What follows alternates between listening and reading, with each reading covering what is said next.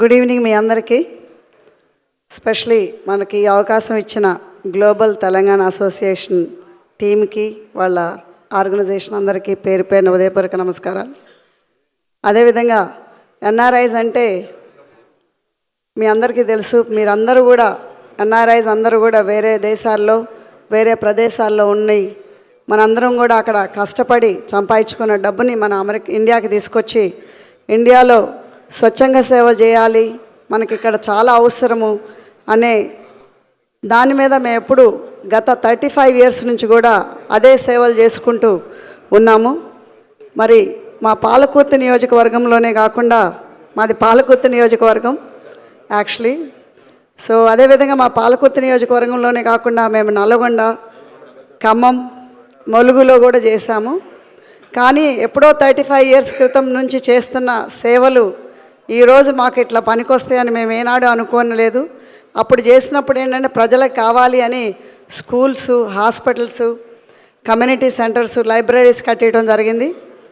So మీ అందరికీ తెలుసు, మీ అందరిలాగానే నేను చిన్నప్పుడే అమెరికాకి వెళ్ళిపోయాను 1977లో. అంటే నాకు 11 years. అప్పుడు 11 years నుంచి కూడా అమెరికాలో ఉండి అమెరికాలోనే బాగా సెటిల్ అయిన ఫ్యామిలీ మాది.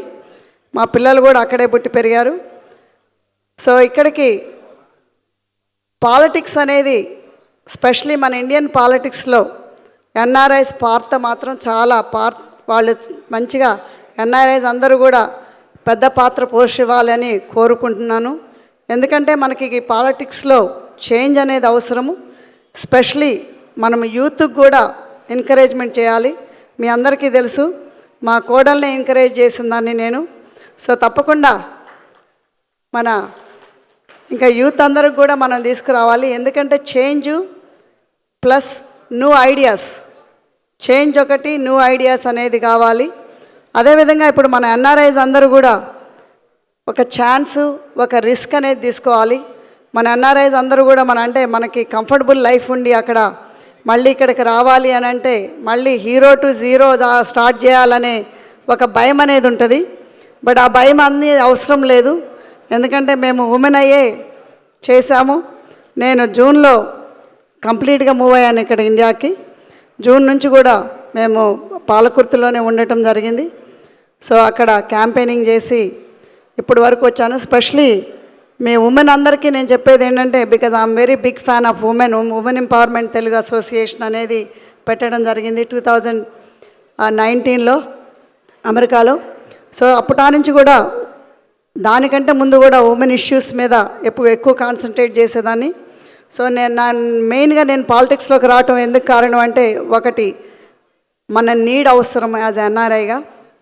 ఇంకొకటి మాది పాలకుర్తి నియోజకవర్గంలో specially we been doing lot of services కాబట్టి అక్కడ పరిస్థితులు ఏంటి, వాట్ పీపుల్ నీడ్స్ అనేది కూడా అదొకటి. ముఖ్యంగా మహిళలకి అనే వాళ్ళకి ఒక దారి, అంటే ఇప్పుడు మనకి ఎన్ఆర్ఐ నుంచి వేరే దేశాల్లో ఉన్న, అమెరికా కాదు, ఆస్ట్రేలియా కాదు, ఎక్కడున్నా కానీ ఇండియా పాలిటిక్స్లోకి ఒక బ్రిడ్జ్ అనేది ఏర్పడాలి, ఒక ఎగ్జాంపుల్ అనేది ఉండాలి అనేది నేను ఎప్పుడు కోరుకునేదాన్ని. ఎందుకంటే ఇప్పుడు ముందు నేను ప్రీచ్ చేయకముందు మా వేటాలో, అంటే ఉమెన్ ఎంపవర్మెంట్ తెలుగు అసోసియేషన్లో I need to be example.